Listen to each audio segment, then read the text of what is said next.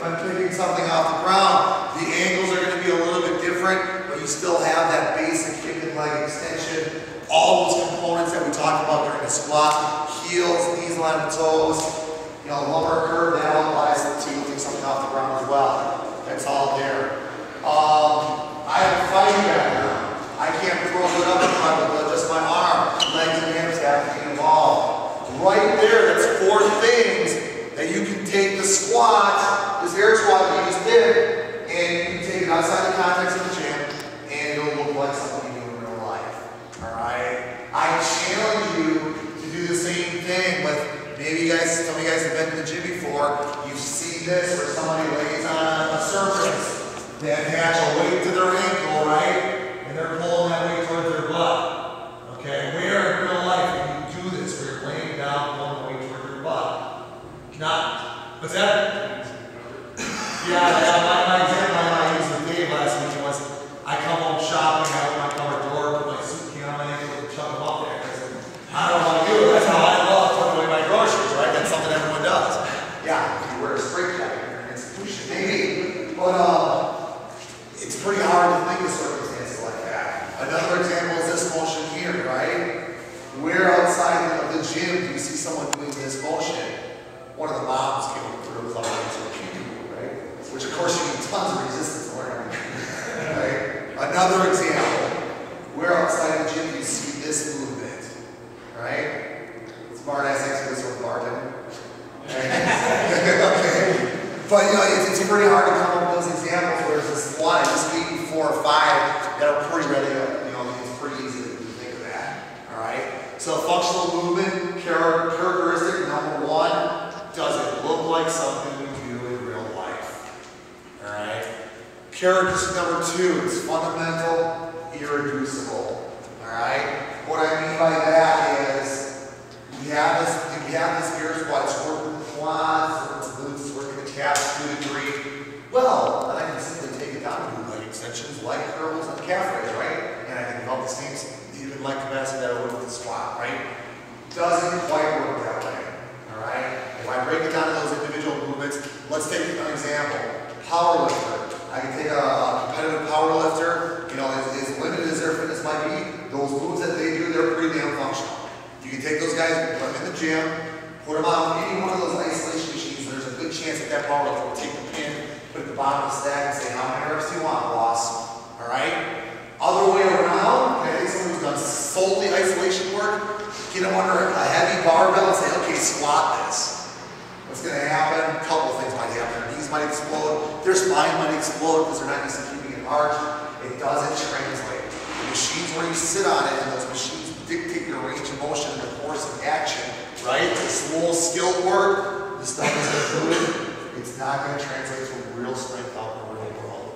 That's another very functional movement. You can't reduce it down and work individual joints, individual muscles, which is the third trait of functional movements. More often than not, multi-joint, multi-muscle groups involved. Alright? We don't put away our groceries like this. Alright? We put away our groceries like this, something that looks a lot like a press. Alright? We don't pick up something like this. Alright?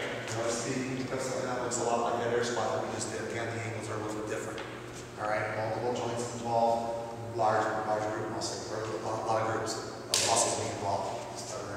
The other thing that is involved, safety, right? These moves are safer in general. You get real good at doing isolation work in the gym, but guess what? Remember I said that machine is dictating how you move. So in the gym, there's no injuries, right? Leg extension, leg curl, you want no injuries. You go to pick something up in real life, if you don't have that proper back posture, boom. It almost predisposes you towards injuries because there's certain imbalances. Certain muscle groups have gotten strong, but the stabilizer muscles around those muscle groups are very small muscles that you don't get the work out of in isolated machine work, have not been worked at all. You're at greater risk for injury. I'm going to make the argument that isolation machines are dangerous. Okay, because they don't prepare you for real world activity. Alright? You know, this air squat, it's the basis of learning how to do a barbell squat. I'm not going to take anybody right off the bat and throw a bunch of weight on their backs and do heavy squats. It would be very hard, even if you guys had really shit form, it would be very hard to injure yourself while you're doing just an air squat. All right? We make sure that you get the technique down, make sure all those performance points are nailed down.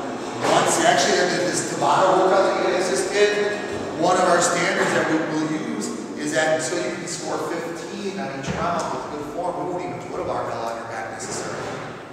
Okay? So that's you know, the safety aspect that's built into the movement itself. All right? The other thing is that you're able to move large loads over long distances quickly. I use this lat raise as an example of what not to do to develop functional shoulder strength, right? If I go for a 1 rep max lat raise where I try to do this, my shoulder's going to pop out of joint, and those of you with EMT training are going to be helping me to the hospital to get it operated on. Okay? If I go to do a better shoulder exercise than press and I do 1 rep max, and I fail, it's just not going to move anymore. As long as I don't, you know, if I do something stupid with my form, then yeah, I'm going to hurt myself. But if I keep the form, the barbell doesn't go anywhere. And if I do have a successful lift, it's going to be with a weight far greater than it will ever be able to lat raise. Right? It's going to move over a longer distance. So the power output of these functional movements will be greater than any sort of, I call them silly bullshit. Borrow a line from Waukesha. Alright? Stuff that you don't necessarily see in real life. A couple other characteristics. We haven't talked about neuroendocrine response. Okay? It's not going to get a little bit more geeky. We talked about metabolic pathways. NER, neuroendocrine response. The body's physiological response to exercise, anything from testosterone levels to insulin resistance to a host of other factors that influence your fitness levels, whether it be burning fat, improving muscle mass, improving VO2 max, all that sort of stuff. Any fitness trait, pretty much imaginable, any fitness goal, whether it's losing body fat, building strength, whatever, can be correlated with a high neuroendocrine response. One of the factors that is correlated with high neuroendocrine response, intensity.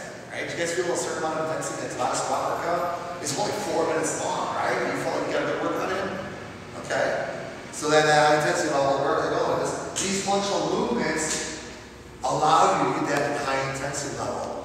Imagine that instead of doing tabata air squats, we did tabata wrist curls. Would you be as out of breath or as sore right now throughout your entire body if you would have done tabata wrist curls compared to tabata air squats? Most likely not. Alright, you probably would have gotten any cardio benefit. Alright?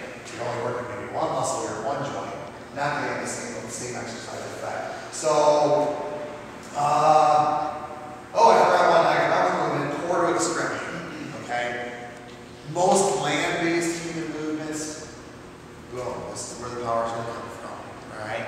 The air squat is no exception to that. Alright? So the idea is that the hips and legs, core, this is where the primary power is being generated from. Later on, we get into exercises that use more of the full body, so more like a push press. Alright? Before these arms start to push, look at the muscle size of the arms. Alright? Compared to the legs, right? Not very big. I can't do this if I'm going to move maximal power. If I do this, I can move a heck of a lot more weight. Alright? We'll cover aspects of that in later classes. And how it's not cheating when you're looking at all 10 of those physical traits. Alright? I'm doing just a strength workout, upper body strength. Yeah. Just stick with press. I want to work cardio, stand, coordination, flexibility, accuracy. Boom, push, press. Better yet, push, jerk. We'll talk more about that in later classes. Okay? Those are the 7 traits of functional movement. Any questions on that? Alright? This squat is hugely important. Alright? One of the ways we look at fitness is on 2 different levels. We look at it in the longevity phase, right? We talk about area of the curve as we progress into our elder years. What we may be looking for there is something called functional competency, where I take my air squat, and even if all I practice is the air squat, I do it on a regular basis, guess what?